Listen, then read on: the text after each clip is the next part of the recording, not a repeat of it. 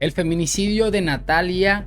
Melman a sus tan solo 15 años es de las cosas más tristes que se recuerdan en la historia de todo un país, por cómo se dieron las cosas, quiénes lo perpetraron y todas las investigaciones que arrojaron un montón de cosas absolutamente aberrantes. Hoy conoceremos en este canal la historia de Natalia Melman, quien, como les acabo de decir, a sus 15 años pasó el peor día de su vida porque le hicieron lo que uno nunca se imagina le pueda pasar a un familiar o a uno mismo. Pero antes de comenzar con esta trágica historia, me gustaría que, si me estás viendo en mi página de Facebook, siguieras la página. Estamos ahí creciendo bastante, un poco más lento que en YouTube, pero vamos bastante bien. Y por supuesto, si estás en YouTube, que te suscribieras a mi canal, ya que me ayuda un montón, no se lo imaginan. No voy a enredarme muchísimo más con esta introducción. Vamos con la historia de la chica Natalia Melman.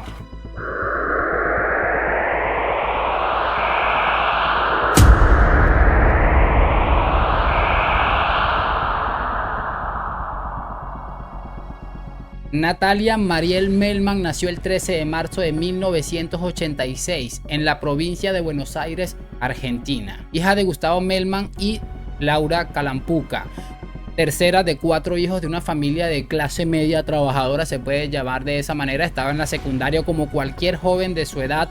Y no era únicamente eso, estaba entre los estudiantes más destacados de su clase. Sus planes a futuro, según les había comentado a sus padres, era convertirse en un médico obstetra, que me cuesta mucho siempre decir esa palabra, como habría comunicado a sus padres, alegando que no había nada más lindo que ver nacer a un bebé. En el año 1992, sus padres deciden mudarse a Miramar, conocida como la ciudad de los niños, una naturaleza bastante importante, además conocida como ser una ciudad pequeña con poco más de 30.000 habitantes, creo haber leído, una ciudad bastante tranquila. Fueron transcurriendo los años con absoluta normalidad hasta el 3 de febrero del año 2001, cuando Natalia decide salir a divertirse un poco con 2 de sus amigas, debido a que, bueno, era una estudiante que, a pese a ser muy inteligente, era muy extrovertida, siempre estaba rodeado de buenos amigos. También le gustaba divertirse y sabía cómo combinar estas dos actividades, tanto académicas como la diversión, sin que se interrumpieran entre ellas. Pues bien, acudieron a 2 lugares bastante populares en esta zona de Miramar. En primera instancia entraron al bar La Cantina y, en segundo lugar, se dirigieron al boliche Amadeus, lugar donde se encontró con su exnovio y lugar donde sus amigas la vieron con vida por última vez. Es importante resaltar y tal vez destacar que Natalia le habría confesado recientemente a una de sus amigas que seguía enamorada de su exnovio, y creo que es importante porque creo que todo este tema desencadenaría el trágico desenlace por una decisión que ella toma. Como les habría comentado, se habría encontrado con su exnovio en dicho lugar y, como les había comentado también, ya le había dicho a sus amigas que todavía lo quería, pese a que ella ya contaba con una relación. Con todo y eso, decide acercarse al chico para intentar recuperar esa relación que todavía le hacía muchísima ilusión, y al empezar a conversar con él se dio cuenta de que él también tenía una nueva novia y que de hecho la chica estaba acompañándolo en ese lugar. Algo que evidentemente trastocó un poco los sentimientos de Natalia, quien decidió retirarse de ese lugarcito donde se encontraba su exnovio con su nueva novia y regresó con sus amigas. Trató de mantenerse lo más estable posible porque, como ya les había dicho, se habría quedado un poco trastocada tras esta situación y se mantuvo por un rato allí. Sin embargo, al cabo de algún momento, de unos minutos, tal vez alguna hora, Natalia decide regresar a su casa, explica la situación a sus amigas y ellas entienden con total normalidad que no se sentía cómoda con esa situación. Las amigas, como les digo, lo entendieron, la dejaron marcharse sin ningún problema y sola. Pasada la medianoche, ese 4 de febrero de 1991, Natalia empieza a caminar con destino a su hogar, sin percatarse de que la estaba siguiendo un sujeto. Dicho sujeto se trataba o corresponde al nombre de Gustavo Fernández, quien tenía un apodo conocido en esta localidad como El Gallo y que además tenía unas malas reputaciones dentro de esta localidad y que además también tenía cierto vínculo con la policía. También era un ex convicto de la justicia. Y bien, este mismo hombre se acercó hasta Natalia, la alcanzó después de varias cuadras persiguiéndole y entre golpes y empujones, la obligó a subirse al maletero de un vehículo policial, según lo que afirman algunos testigos. Tras todo esto, fue trasladada contra su voluntad a una cabaña al extremo sur de Miramar, en un barrio que era conocido o es conocido como Copacabana. Esa misma mañana, el 4 de febrero, la madre de Natalia se percató de que no había regresado a su hogar la noche anterior y, según palabras de ellas, inmediatamente se percató de que algo andaba mal, debido a que la chica no acostumbraba a tomar este tipo de actitudes, y cuando pasaba algo extraordinario o algo excepcional, siempre notificaba a sus progenitores. Por ende, sus padres inmediatamente emprendieron una búsqueda en las casas de sus amigas, en la playa, en los lugares donde había estado la noche anterior, y fue una búsqueda totalmente sin éxito. Al cabo de unas horas y a punto de caer la noche deciden colocar una denuncia ante las autoridades, una denuncia que curiosamente fue procesada como fuga de hogar y no como una desaparición, lo que hace que tal vez las pesquisas o las investigaciones vayan un poco más lento o se disminuyan en su intensidad. El 5 de febrero, día siguiente de la desaparición y de que sus padres colocaran una denuncia, varios retratos aparecieron en los medios de comunicación, tanto locales como nacionales, para intentar dar con el paradero de la chica. También las autoridades le facilitaron a la familia una especie de cuarto donde iban a ser como una especie de lugar de operaciones, que contaban con una mesa y un par de sillas, también con un teléfono, ya que los padres no contaban con dicho servicio para recibir cualquier llamada. También hay que destacar que este lugar era totalmente de vidrio y que daba con la calle, es decir, que cualquiera que entrara a este lugar podría ser visualizado por cualquier persona que estuviera por fuera. Los padres deciden colocar un montón de papeles sobre estos vidrios para proteger la identidad de las personas que entraran a declarar, y de esa forma la gente se animara a dar declaraciones de lo que habían o no habían visto. Y de algo sirvió, porque algunas personas se acercaron hasta el lugar, aunque es cierto que no era mucho, pero era un indicio. Las mismas personas que se acercaron a declarar decían que Gustavo Fernández había sido visto persiguiendo a Natalia durante varias cuadras. Como les decía, no era mucha información, pero era algo para por lo menos tener una pequeña idea de dónde podría estar la chica, al punto de que los padres empezaron a organizar grupos de búsqueda con personas allegados y de la localidad. Incluso se habla de que había muchos turistas participando en la búsqueda de la pequeña, al punto de que se llegó hasta Mar del Sur, localidad que se encontraba o se encuentra a 20 kilómetros de Miramar, donde se corría un rumor de que habían visto a la joven con vida. La policía local montó todo un operativo gigantesco que al fin y al cabo terminó resultando totalmente ineficaz, al mismo tiempo que en el pueblo o en la ciudad seguía creciendo ese rumor de que la policía estaba de alguna manera implicada en el suceso. Tuvo que intervenir la policía departamental de Mar de Plata para llevar el frente de esta investigación, que aparentemente le habría quedado grande a la policía local, y después de que se conoció lo que había sucedido, se pudo entender que no habría sido una ineptitud, sino que había sido todo había estado planeado, el tema de la interrupción de las investigaciones. Después de que la policía departamental entrara en escena, la sospecha recaía sobre 3 policías quienes estuvieron en el servicio la noche de la desaparición, quienes correspondían a los nombres de Ricardo Alfredo Suárez, Ricardo Anselmini y el sargento primero Oscar Alberto Echenique. El 8 de febrero de ese mismo año, y tan solo unos días después de su desaparición, los restos de Natalia fueron encontrados por un joven quien buscaba leña en el vívero Dunícola Florentino Amejino, tan solo a 800 metros de un lugar que estuvo siendo inspeccionado por la policía. El cuerpo de la joven presentaba algunas quemaduras. Se pudo determinar que habría sido accedida sexualmente de forma fortuita. También hay indicios de que había sido torturada y que la causa del deceso fue estrangulamiento,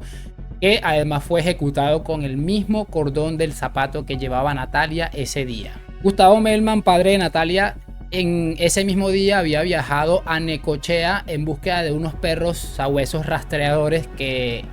pudieran ayudar en lo que era la búsqueda que hacían todos los días. Terminó enterándose por las noticias del hallazgo del cadáver de su hija. Los médicos forenses llegaron a determinar que Natalia fue abusada hasta por 5 hombres, quienes la mantuvieron oculta 4 días después de haberla asesinado. Dadas las condiciones y las irregularidades del caso,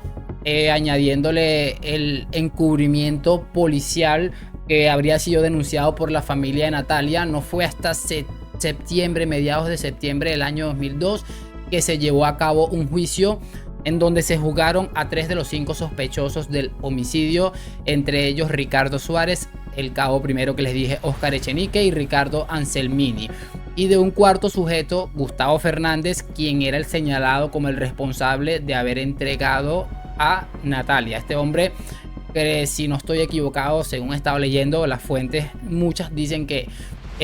la responsabilidad que tiene del secuestro, no tuvo ningún tipo de relaciones íntimas con Natalia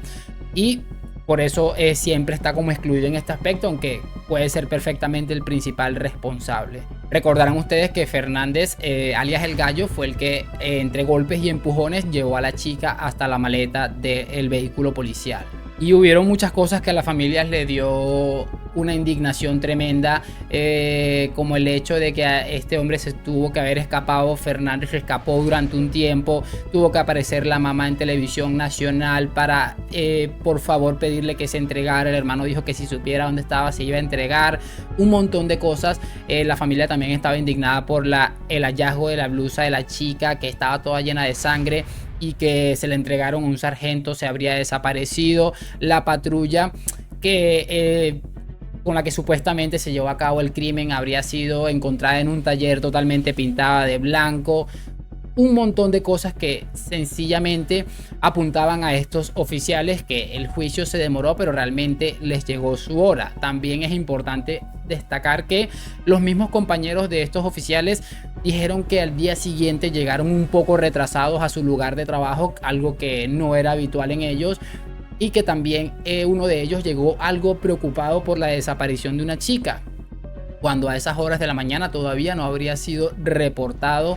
la desaparición de esta jovencita. Y a mediados de octubre de ese mismo año, ya un poco más de un mes desde que se estaba celebrando el juicio, el Tribunal Oral en lo Criminal Segundo de Mar de Plata comprobó mediante pruebas y muestras de piel que habían quedado en las uñas de la pequeña, que también habrían sido cortadas, le habrían cortado las uñas para tratar de borrar la evidencia, algo que no funcionó del todo porque esta chica se nota que trató de poner oposición y en sus uñas quedaron muestras de piel, encontraron saliva, vello púbico y por supuesto de esa manera se pudo inculpar a los 3 sospechosos. Finalmente el tribunal condenó a los policías Óscar Echenique, Ricardo Anselmini y Ricardo Suárez reclusión perpetua con asesorías al ser considerados coautores de los delitos de privación legítima de la libertad agravada, abuso sexual agravado y homicidio triplemente calificado por ensañamiento, alevosía y en concursos de 2 o más personas. También se condenó a Gustavo El Gallo Fernández a 25 años de cárcel. Esto se convirtió en una absoluta locura por unas cosas que les voy a comentar brevemente. Porque también el presidente de ese entonces, creo que se llamaba Fernando de la Rúa, apellido de la Rúa, estuvo visitando a la familia de Natalia,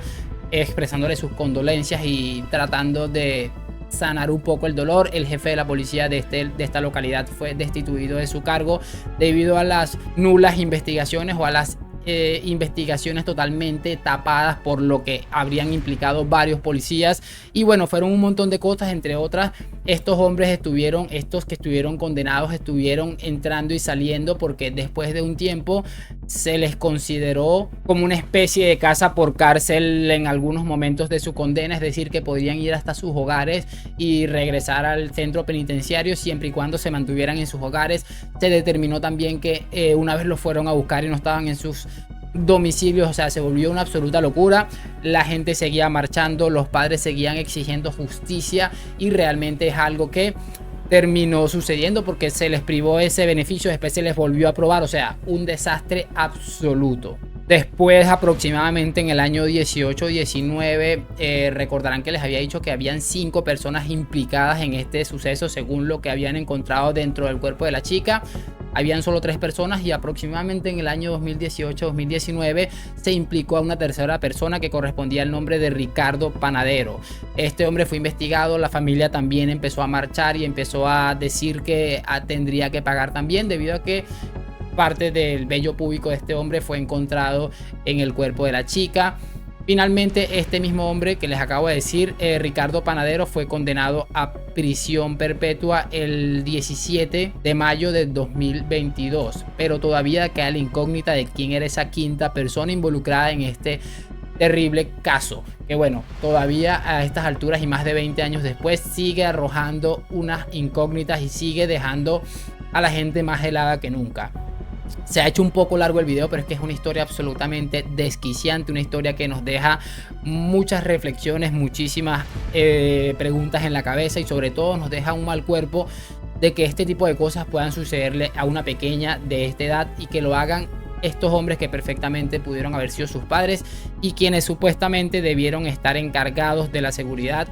de esta localidad. Voy a despedir este video, espero que hayan disfrutado de esta historia, espero que me lo hagan saber en los comentarios, que me dejen su like, suscripción, lo que siempre les digo, gracias por acompañarme, nos vemos en un próximo video